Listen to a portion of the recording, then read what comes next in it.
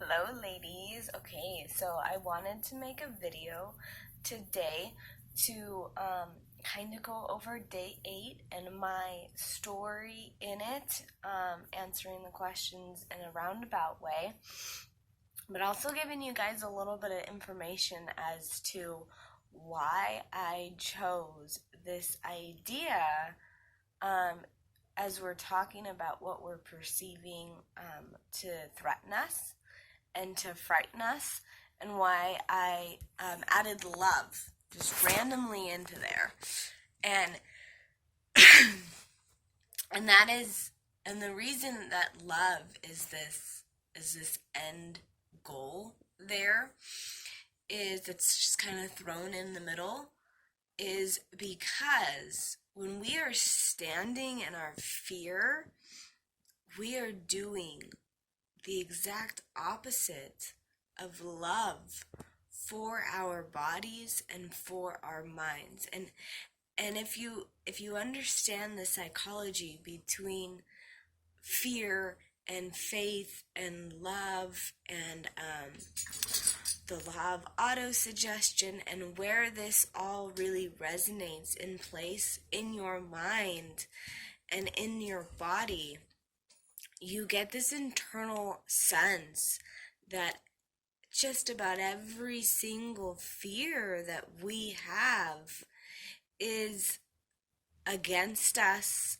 loving ourselves. And so, something that I think is important to highlight is that the brain's function is not actually to bring us pleasure or love or anything good in its sense. It's simply to avoid pain. So you look at the pleasure pain factor. And so the brain's job is not to bring pleasure to us, but to keep us from feeling pain. And in a lot of contexts, it does that by giving us this fear, by implanting this fear into us. And so if you look at fear as this backbone to avoid pain, you also have to look at the reality that it's also the backbone of avoiding pleasure, because you can't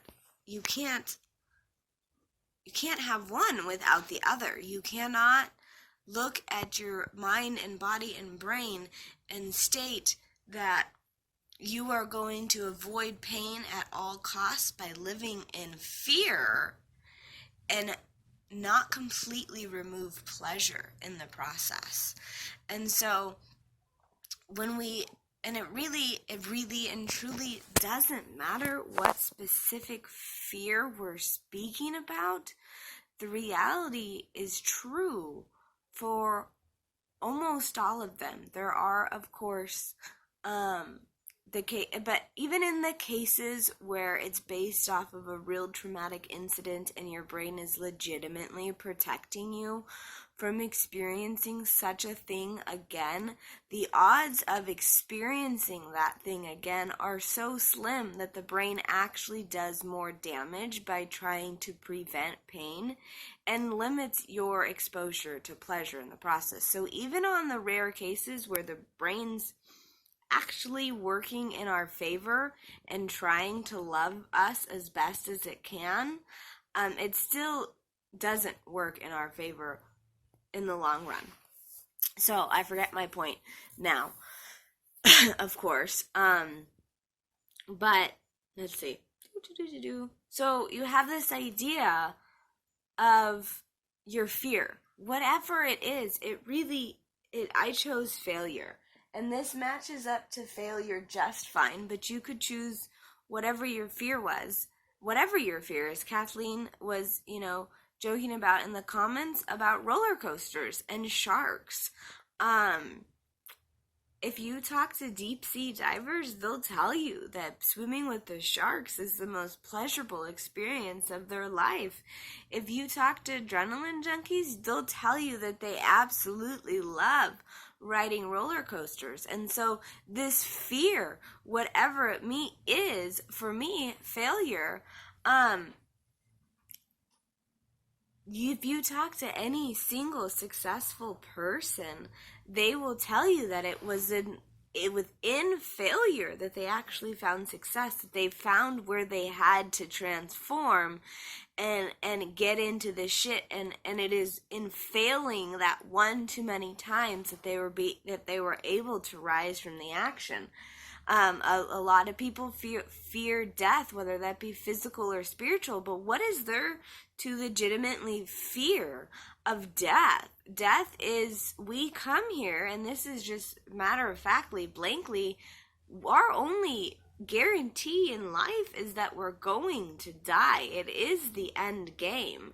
And if you have spent time developing what death actually looks like, your fear would be gone, because death is an inviting and welcoming and beautiful place, where whatever your beliefs are, whether you believe that you're going to be trapped or in heaven or in hell or any of those things, the reality situation of death is that your soul is released. It encompasses everything in its fullest potential and desires in that moment of death. So it would honestly be something to look forward to. Not that I'm suggesting that, because, all of us with anxiety and depression issues probably shouldn't go saying that.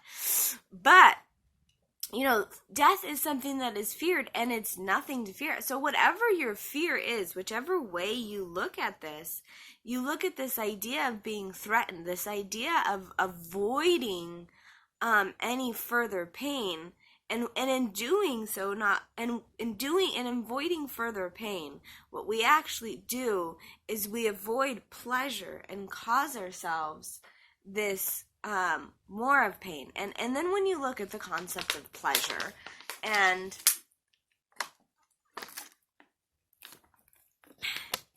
what pleasure is, your pleasure is something that fuels you. Pleasurable things, and I hate this word pleasure, because it takes on this, it sounded like somebody was here.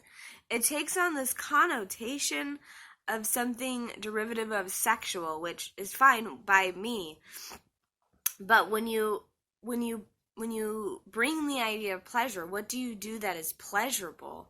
People get this idea in their head that it has to be something sexually, and the reality situation has nothing to do with that. Sex is pleasurable, and that is why it's deemed that. It is something that fuels not only your physical body needs, but your mental, emotional, and spiritual needs. As I said, I don't know if this video is going up or the post is going up, but love is one of the two emotions that can actually create a reality based off of an emotion. And that is why, if you've ever made love, there is that physical, full embodiment of mental, spiritual, physical action that is simply derivative just from an emotion. And so if you're looking at pleasure is full body enjoyment. It is emotional, it is physical, it is spiritual, it is mental, it is financial, it is fully encompassing the pleasure of your soul in its entirety. So, okay, so great. If you are avoiding pain, and you are, and in that context, you are avoiding pleasure, you are avoiding your soul. You are avoiding giving your soul what it needs to feel fed. And I'm not saying that you're meant to ride a roller coaster or go deep sea diving or meant to fail. That is not my point. My point is to start participating in your own care of yourself, where you are actively loving yourself with this true passion and pleasure foundation and philosophy for how you feel about things, so you are defying that fear without even necessarily having to face it. Because what you're by not facing that fear, what you're doing is you're limiting your pleasure. But by exposing yourself to the pleasures that fear limits, you are exposing yourself to the fear without having to induce the pain that it could cause. So, I hope this all makes sense to you, because it makes perfect sense to me. And sometimes I write and sometimes I talk, and I wonder if I make any sense to anybody, and I'm pretty sure I do to you guys, which is why you guys have put your faith and trust in me, because we are kindred spirits and our brains misfire on a little different playing field, and it works so beautifully for us. So I hope you got this point. I didn't have coffee yet today, so I'm a little scatterbrained and I'm not firing on all cylinders. So if you didn't understand me, we're just going to blame the caffeine addiction there. But I wanted to just come here to you ladies today and just kind of talk a little bit about why love is so important in the realm of fear. And if you're not telling yourself you love yourself, you better fucking start now. And if you're not doing stuff that is pleasure seeking, if you're not doing stuff that actively loves yourself, you better start now. Because this is part of the process of honoring you, of becoming your worth, of transcending your life, and ultimately, since we're talking about fear here, getting rid of that fear. So, I hope I tied that all together for you ladies. If not, questions below. That is totally fine. That's it. That's all I got for you today.